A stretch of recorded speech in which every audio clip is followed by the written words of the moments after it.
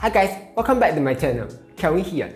In my videos, I always talk about saving as much as you can, then invest the rest. Then some of you guys press X to doubt and be like, sure not, you tell us to save money, you own self got save or not? So in this video, I want to share how much I spend in a normal week as a 34-year-old with one kid living in Singapore. Not only that, I will also share how much I pay for money expenses like mortgages, bills, subscriptions, and stuff like that. But before I start, I would greatly appreciate it if you can help to tap the like button because it would help out with the channel a lot.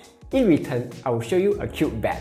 Alright, let's start right now. First up, Monday. My mom always tells me that breakfast is important, so I always eat breakfast every morning.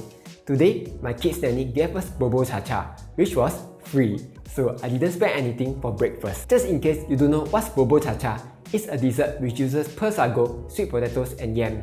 Next, the benefit of being jobless, I mean a full-time YouTuber, is that I don't have to travel to work anymore. All I need to do is walk 5 steps to my room and start making videos. So I save on transportation. As for lunch, because my wife took an entire week off, we decided to head over to the mall to eat shabu sai. They have an all-you-can-eat steamboat buffet which costs $20 per person. Transportation is free because I live quite near to the mall, so we are just able to walk to it. Nice. Finally, for dinner, as we were still quite full from the steamboat buffet earlier, so we didn't eat out. Instead, my wife cooked a simple udon with spinach and frozen dumplings. Total is about $3 for this meal. So for Monday, I spent a total of $23. Next, on Tuesday, as usual, I start my day with breakfast. Breakfast was some oats with instant tofu drink. Then I paired it with some cereal. Total was 80 cents. For lunch, I didn't eat out. Instead, my wife went out, so she helped to dabao a super nice Thai chicken rice at the nearby coffee shop for only $3.50. Finally, for dinner, me and my wife went to a nearby coffee shop to eat bak kut teh, which cost $7.30 per person. So the total that I spent for Tuesday is $11.60. After Tuesday is, yes, Wednesday. Wednesday's breakfast was a little special. I had the usual oat drink which cost 80 cents. Then my kids' nanny gave us salad which was free. And my wife made some wagashi. Wagashi are traditional Japanese sweets which taste super good. If you go to a restaurant to eat wagashi, it will easily be $2 to $3 each. But since my wife is good at making all this stuff, I got to eat it for free. The total for breakfast was just 80 cents. For lunch, I went downstairs to eat my favorite Chai Fan, which cost $2.70. By the way, if you don't know what's Chai Fan, basically it's a store which sells a lot of cheap veggie and meat. And you just need to choose what you want to eat. But oftentimes, we don't know what the dish is called. So we just point at the dish and be like, then for dinner, my wife bought back some A&W, which was $7.20 per person. Side note, I'm not too sure why everyone likes A&W, but I find that McDonald's fries and burgers are so much better.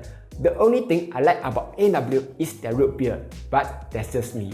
Anyway, in total for Wednesday, I spent $10.70. Next, Thursday, the breakfast was actually similar to Wednesday's breakfast. Oats, drink, and some of my wife's wagashi. Total 80 cents. Today, I decided to cut my hair because it was a little long. So I went to a shop called Snip Avenue to cut. And it was just $4 when I showed them my membership card. Pro tip, I know many people cut hair at K-Cut or QB House, but those places usually cost like $10 or even more. If you go search online, you can find cheaper barber shops like Snip Avenue, Kimage, $10 and so on.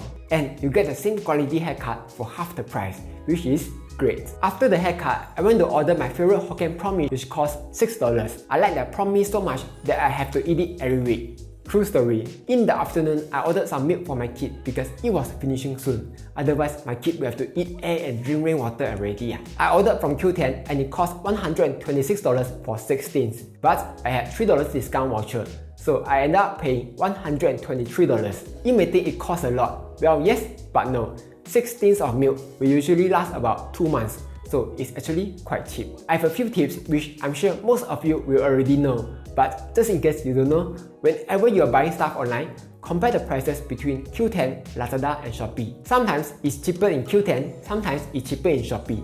And also, in Q10, there's a daily lock-in event. So if you log in every day, you can play a spinning wheel to earn their vouchers, which can then be used to offset your purchases. Finally, for dinner, me and my wife were too busy to go out, so we ordered soup spoon through GrabFood which cost $30, but I had a $30 Grab voucher by helping out with a study, so my dinner was free. All in all, I spent $133.80 on Thursday. Finally, Friday is here. TGIF. For Friday, as usual, I start the day with breakfast. My wife went out with her friends yesterday and she bought some bread from Wu Baozhun Bakery. Wu Baozhun Bakery is opened by an award-winning baker whose name is Wu Baozhun. As you might have guessed, the award-winning breads are a few times more expensive than normal bread.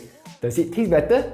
Go try it out yourself and you will find out. Anyway, for breakfast, I had the Wu Baozhun bread which cost about $5 with oats and Milo which is just 50 cents. So total for breakfast, $5.50. For lunch, I had 1 meat, 2 veggie cai fan which cost $3.20. But the auntie called me striker, which is priceless. In the evening, me and my wife brought our kid out and the bus ride was 90 cents. We had late dinner that day, so my wife cooked a simple noodle meal with shimeji mushroom and frozen dumpling. Total $2. By the way, it's always good to keep some noodle and frozen stuff at home. That way, you don't have to order Grab food, which would otherwise cost you $10 to $20. So for Friday, I spent a total of $11.60. Next is Saturday. On Saturday mornings, I usually head to the nearby wet market to buy groceries for the weekend. I find that the stuff from wet markets are much cheaper and fresher from NTUC. Anyway, I will talk about the groceries expenses later. After I came back, I had my breakfast. Today's breakfast is Milo with oats, which cost 50 cents,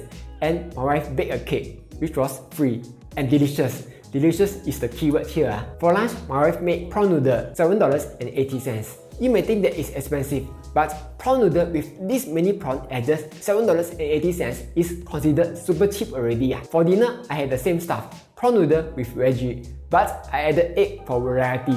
Egg costs 20 cents, so dinner is $8. All in all, I spent a total of $16.30 on Saturday. Finally, Sunday, for breakfast, I had the usual Milo with oats which cost 50 cents.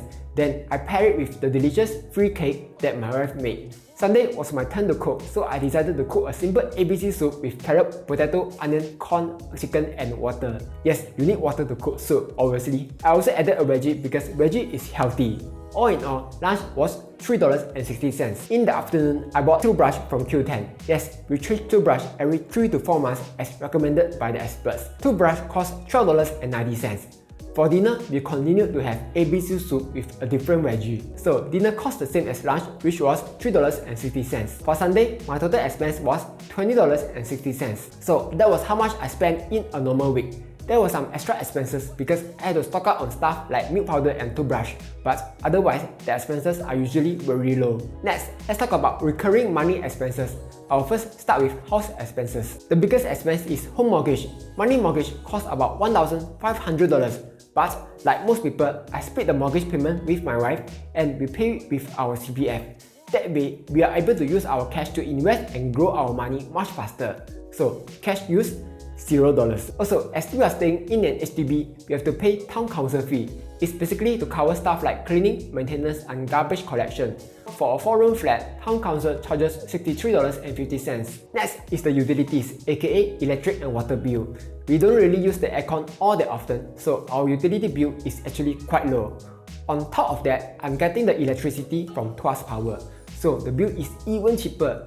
For September, utility was around $72. As for the internet bill, I'm using the 500 Mbps plan from M1, which is just $29.90. Here's a tip.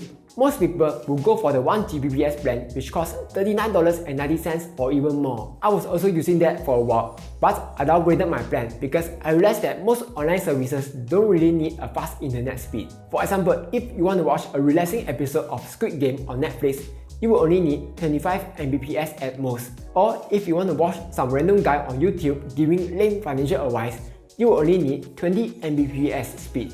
Or if you play League of Legends, the online game only needs 6 Mbps speed. So yeah, it's very likely that you are overpaying for your internet bill. I don't have any money subscription like Netflix or Spotify, so I'll usually just watch stuff on YouTube.